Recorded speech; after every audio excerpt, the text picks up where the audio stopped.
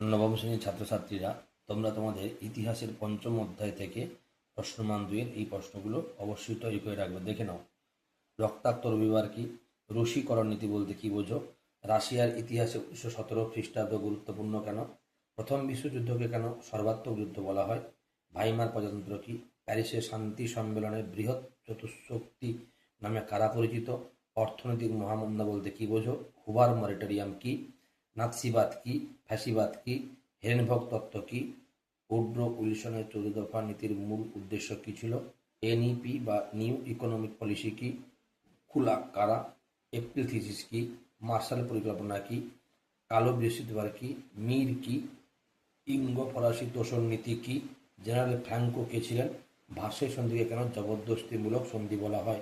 এই 21টি কোশ্চেন তৈরি করে রাখলে তোমরা এখান থেকে অতি অবশ্যই কোনো পাবে। ভিডিও ভালো লাগলে লাইক কমেন্ট শেয়ার করবে এবং চ্যানেলটিকে সাবস্ক্রাইব করে অবশ্যই আমার পাশে থাকবে।